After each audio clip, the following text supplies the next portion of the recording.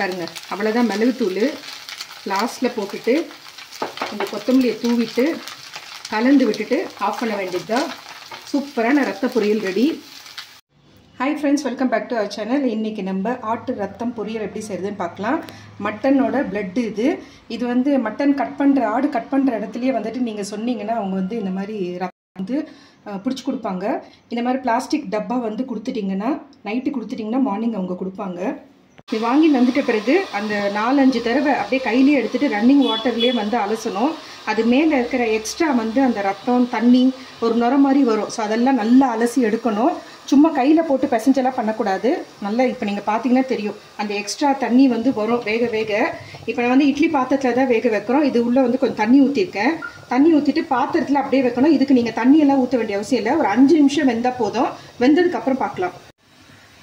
So ரத்த பொரியல் வந்து ஒவ்வொருத்தர் ஒரு மாதிரி செய்கிறாங்க. சில பேர்லாம் வந்துட்டு அந்த ரத்தத்தை அப்படியே பிசைஞ்சு ஃப்ரெஷ்ஷாக இருக்கும் போது அப்படியே பிசைஞ்செல்லாம் செய்கிறாங்க. நான் அப்படிலாம் செய்கிறது இல்லை, பாயில் பண்ணிட்டு தான் செய்கிறோம்.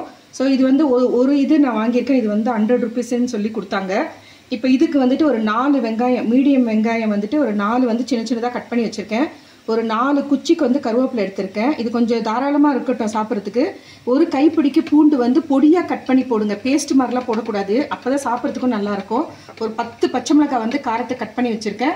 கொஞ்சம் வந்து கொத்தமல்லி. இது விருப்பப்பட்டால் நீங்கள் தேங்காய் திருவி கூட வந்து சேர்த்துக்கலாம். பட் நான் வந்து தேங்காய்லாம் போட போகிறதில்ல.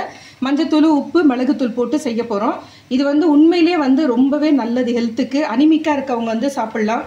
ஒரு 5 மினிட்ஸ் ஆயிடுச்சு. ஓப்பன் பண்ணி பார்க்கலாம். ரொம்ப நேரம் வேக வேண்டிய அவசியம் இல்லை. பாருங்கள், உங்களுக்கு டவுட்டாக இருந்துச்சுன்னா வெந்துடுச்சான்ட்டு இப்படி பண்ணி பாருங்கள். க்ளீனாக பாருங்கள், வெந்துடுச்சு. இப்போ எடுத்துடலாம். ஸோ வெந்ததுக்கப்புறம் பார்த்தா அதில் இருக்க எக்ஸஸ் தண்ணியெல்லாம் வரும், அதெல்லாம் வந்து எடுத்துருங்க. இது வந்து பொடியாக கட் பண்ணி எடுத்துக்கலாம். ஸோ இப்போ ரத்தம் வந்து பொடியாக கட் பண்ணி எடுத்தாச்சு. கடாயில் வந்து கொஞ்சம் தாராளமாகவே எண்ணெய் ஊற்றிக்கோங்க. ஒரு குழி கரண்டிக்கு எண்ணெய் ஊற்றிருக்கேன். ஒரு 1/2 ஸ்பூனுக்கு வந்து கடுகு போட்டுக்கலாம். கடுகு நல்லா பொரியட்டும். பாருங்கள், படப்பட நல்லா பொரியணும். பொரியறதுக்கு முன்னாடி போட்டிங்கன்னா அப்படியே வந்து நீங்கள் சாப்பிடும்போது அந்த கடுகு வந்து ஃபீல் ஆகும். இப்போ இதுக்கு வந்துட்டு 2 ஸ்பூனுக்கு கடலைப்பருப்பும் 1 ஸ்பூனுக்கு உளுத்தம் பருப்பும் எடுத்திருக்கேன். ஸோ இதையும் நம்ம சேர்த்துக்கலாம். கொஞ்சம் செவக்கட்டும், ரொம்ப ப்ரௌன் ஆகிற வரைக்கும் வெயிட் பண்ண வேண்டாம். ஏன்னா நம்ம தண்ணியெல்லாம் சேர்க்க போகிறது இல்லை. நம்ம வதக்க இது கரெக்டாக வந்துடும். பாருங்கள், செவந்துடுச்சு. இப்போ வெங்காயம் சேர்த்துக்கலாம். எல்லாமே வந்து ரொம்ப டீப் ஃப்ரை பண்ண வேண்டாம். ஏன்னா இது வதக்கிற டைமுக்கு வந்து நமக்கு எல்லாம் கரெக்டாக வந்து ரெடி ஆகிடும். வெங்காயம் வதக்கிக்கலாம். இது வந்து ஹை ப்ரோட்டீன் இதில் இருக்குது. ப்ரோட்டீன் வந்து நிறைய வேணும்னு எதிர்பார்க்குறவங்க இதை வந்து சாப்பிட்லாம். வாரத்துக்கு ஒரு நாள் வந்து செஞ்சு சாப்பிட்லாம். அதே மாதிரி வந்து ஐரன் கண்டென்ட்டும் வந்து இதில் ஜாஸ்தி இருக்குது. அனிமிக்காக ஃபீல் பண்ணுறவங்க கண்டிப்பாக வந்து இதை வந்து எடுத்துக்கலாம். ஸோ வெங்காயம் வதங்கட்டும்.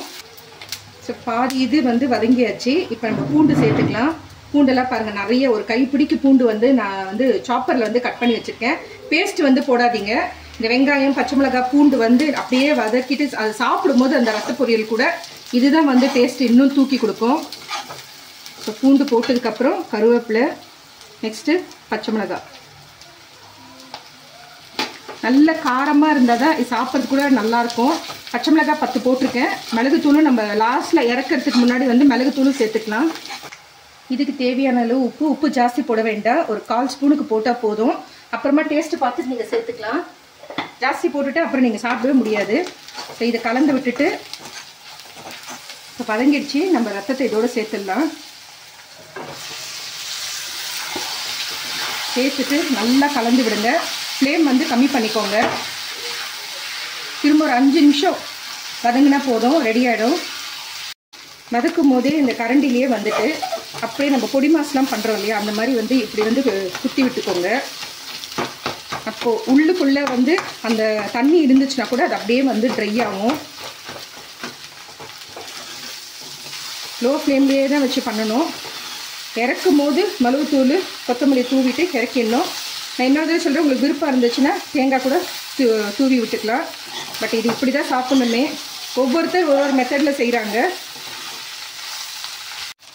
இப்போ ரெடி ஆகிடுச்சு. நம்ம இறக்க போகிறோம். கொஞ்சம் பாருங்கள், அவ்வளோதான். மிளகுத்தூள் லாஸ்ட்டில் போட்டுட்டு இந்த கொத்தமல்லியை தூவிட்டு கலந்து விட்டுட்டு ஆஃப் பண்ண வேண்டியது தான். சூப்பரான ரத்த பொரியல் ரெடி. பாருங்கள் ஃப்ரெண்ட்ஸ், நம்மளுடைய மட்டன் ரத்த பொரியல் ரெடி ஆகிடுச்சு. இந்த வீடியோ பிடிச்சிருந்தா லைக் பண்ணுங்கள், புதுசாக பார்க்குறவங்க இருந்தால் சப்ஸ்கிரைப் பண்ணுங்கள், மறக்காமல் பெல் ஐக்கானை ப்ரெஸ் பண்ணுங்கள். அப்போ தான் நான் போடுற வீடியோ உடனுக்குடன் நோட்டிஃபிகேஷனில் வரும். தேங்க்யூ ஃப்ரெண்ட்ஸ், டேக் கேர், பாய்.